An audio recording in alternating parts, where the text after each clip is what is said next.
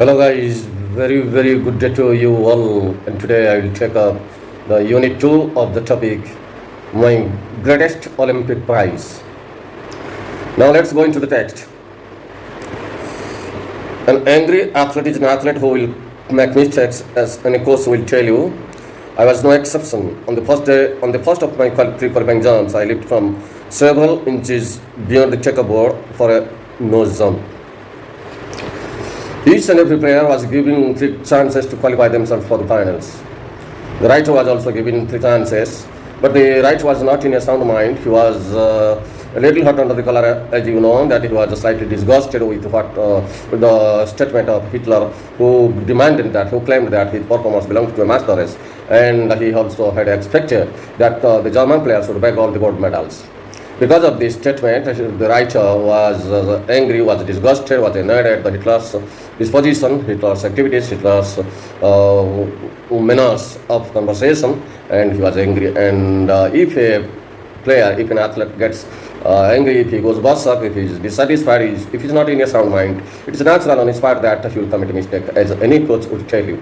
Ask any coach and you get to know from them that if an athlete gets angry, if an athlete is not in a sound mind, then he would definitely commit mistakes. And the right was no exception. I mean, he wants to say that I was no different. Also because I was angry and I committed mistakes. And on my first qualifying jump, he leaped several inches beyond the takeoff board. He was not in a sane mind, and because of his disturbed mentality, he committed a mistake. He ran so fast that he just crossed the takeoff board by several inches, and he was declared disqualified. And his first qualifying jump was a nose jump. In addition to it, his second qualifying jump was also a nose jump. He was declared disqualified because the second qualifying jump was much worse than the first one. And he was very much frustrated, he felt depressed and dejected, and he asked himself, did I come 3,000 miles for this? I thought bitterly. He was so much frustrated, that disappointed, that he condemned himself and he rebuked himself that, oh, you Mr. Jesse Waynes, did you come 3,000 miles from the United States of America to Germany, crossing 3,000 miles, about 4,500 kilometers in the sea, across the sea to Germany to test the flavor of failure in the Olympic trial jumps. I thought bitterly, to fail in the trials and make a fool of myself. Did you come to test failure in your trial jumps? And if you have failed in your trial jumps, how is it that you would qualify yourself for the finals? Walking a few yards from the pit, I kicked disgustedly at the ground. In this way, because he was so much frustrated, so much dejected, so much depressed, he was broken-hearted, and he then went away up to some distance from the pit, and he was disgustedly kicking at the ground because he was not in a good mind. His mind was disturbed, and at that time, while he was kicking the ground in a frustrated mind, in a depressed mind, suddenly I felt a hand on my shoulder. I mean, somebody came and touched his shoulder. I turned to look into the friendly blue eyes of the tall German long jumper. When he felt that somebody was touching his shoulder, and he turned round to look into the friendly blue eyes of the tall German long jumper. He had easily qualified for the finals on his first attempt.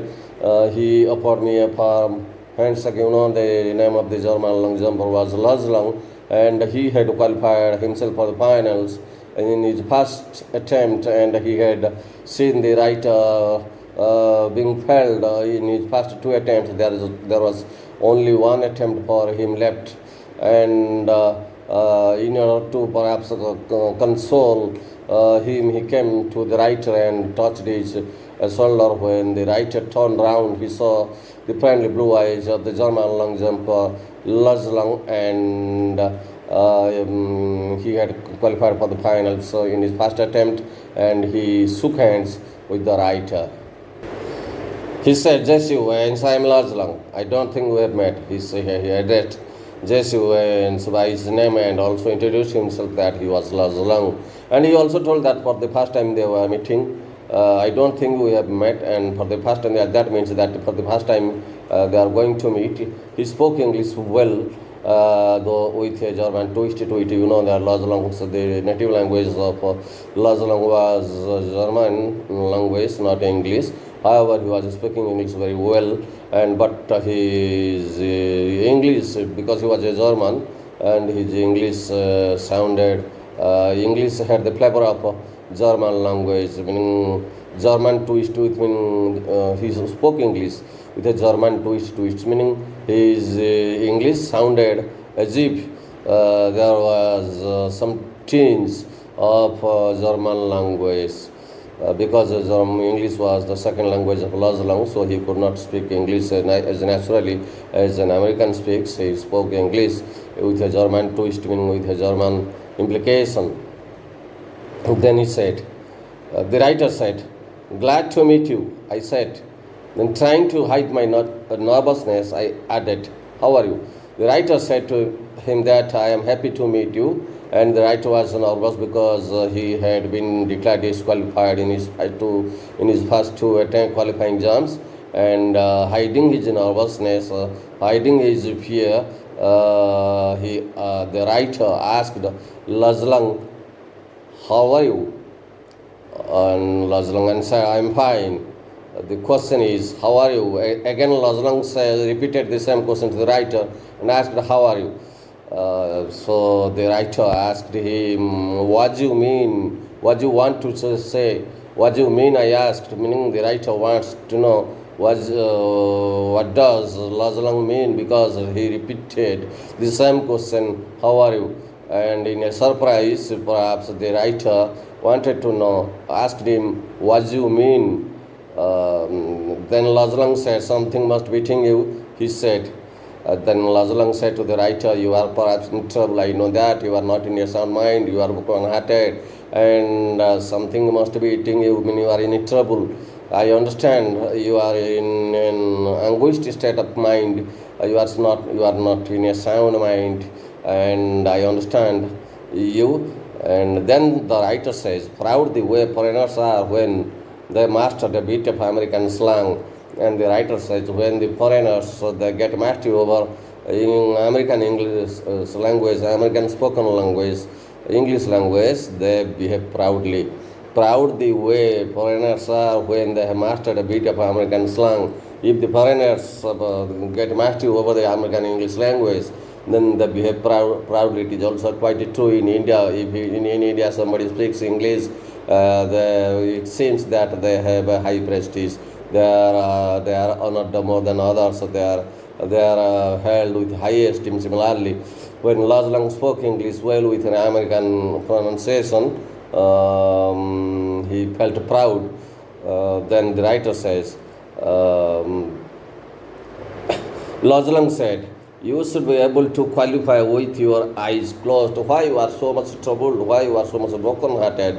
That you can qualify yourself for the finals with your eyes closed, meaning very easily, without any hard attempt, without making any special effort, you can qualify yourself for the finals." The writer said, "Believe me, I know it," I told him, and it felt good to say that to someone. In order to hide his nervousness, the writer wanted to prove that he was quite in a sane mind. He was not at all perplexed and disturbed. He was not at all puzzled.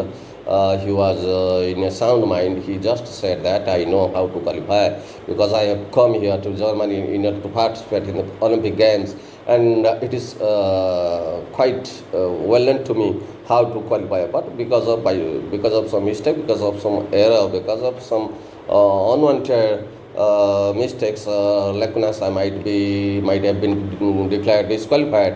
But you believe me that I know how to qualify." For the next few minutes we talked together.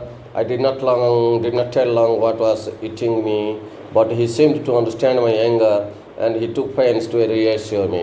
And in this way, Lazlang and the writer had a chit-chat for some time, and they talked together, and the writer never revealed, never exposed that what was his fault, why he was declared disqualified, why his past two qualifying jumps were proved as no, but he did not tell the reason he did not inform Lazlang what was troubling him, what was eating him, and but he seemed to understand my anger, and he took pains to reassure me.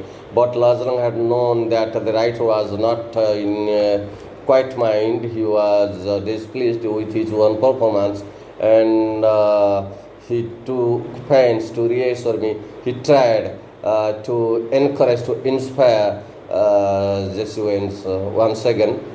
He himself took pains. He himself tried, made best efforts, tried to the best of his ability to bring consolation, to pacify the disturbed mentality of Jesuits.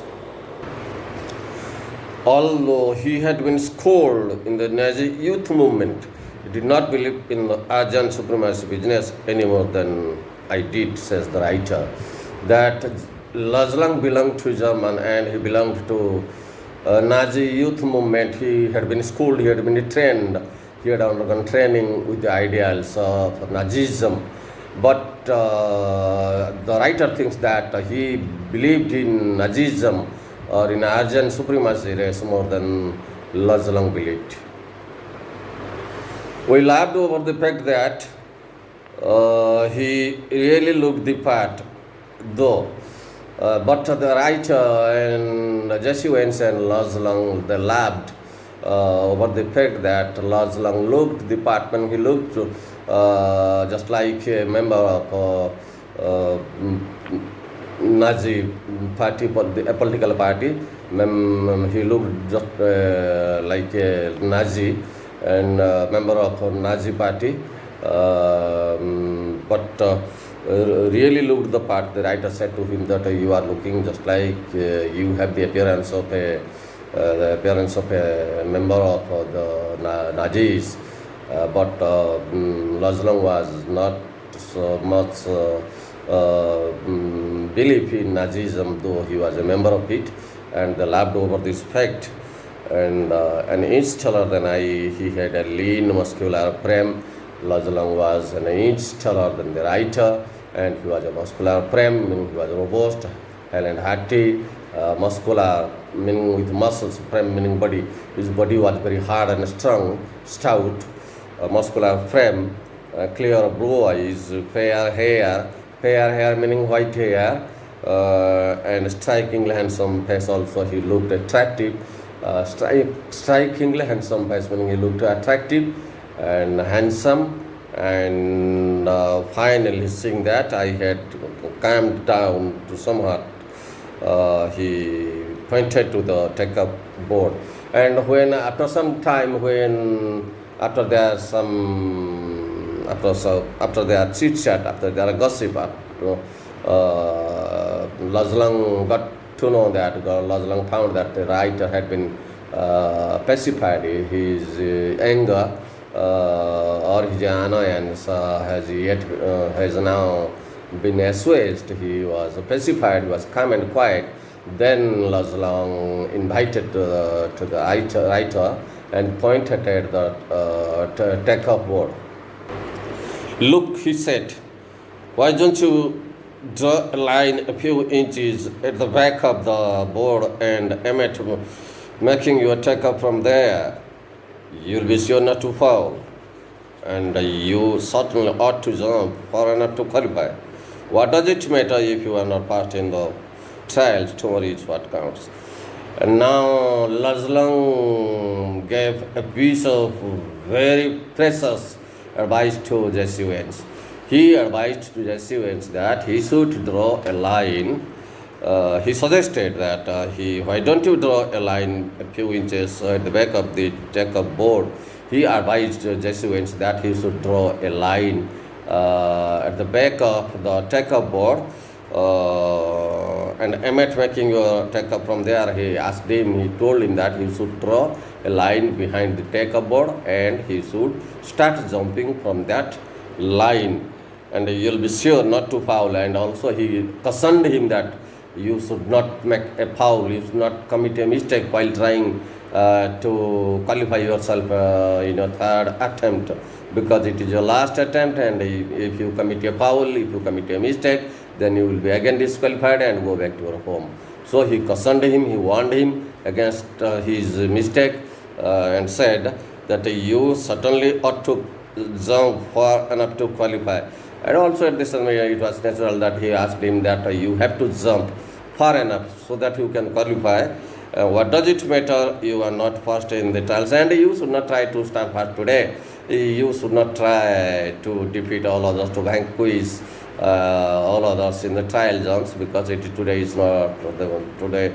The final games won't be held today. Tomorrow is tomorrow is what counts. When tomorrow is important for all the players, all the athletes, because tomorrow is important for you and for me, because tomorrow the final games will be held, and tomorrow is important, and let you'll try to the best of your ability, try your best to stand fast and to back the gold medal tomorrow, and I would go back home. Don't worry, tomorrow is important. Today you have to qualify. Unless you qualify for the finals today, how can you participate in the tomorrow's final games? In this way, he advised the writer Jesse Owens. On hearing his wise advice, the writer Jesse Owens says, suddenly all the tension seemed to ebb out of my body as the truth of what he said hit me, and all the tension in Jesse Owens' body, from Jesse Owens' mind, ebbed out when got reduced. All the tension diminished, dwindled as he heard the wise counsel of Lazlang. He says that suddenly all my tension seemed to ebb out, all my tension seemed to decrease, to dwindle, to diminish, to disappear as the truth of what he said hit me, because the veracity, the truth of Lazlang's wise counsel struck his mind, touched his heart. Confidently, I drew a line, a full foot behind the board, and then Jesse Owens, what he did, he drew a line, not several inches behind the takeoff board, but a full foot behind the takeoff board, and proceeded to jump from there, and drawing a line, a full foot behind the takeoff board, he proceeded. When he ran forward to jump from that line, I qualified with almost a foot to spare, and he had now a scintillating, a dazzling performance in his third qualifying jump, in his third practice jump. His performance also was mind-blowing, scintillating, and coruscating. He qualified. He was declared qualified with almost a foot to spare, meaning he jumped an extra foot more than his target, which was given to him to qualify. In this way, because of the wise counsel of Lazlang, writer Jesse Owens qualified for the finals. Here ends the second unit of the topic, my greatest Olympic prize. And if you like this teaching, you please share and subscribe it to your friends.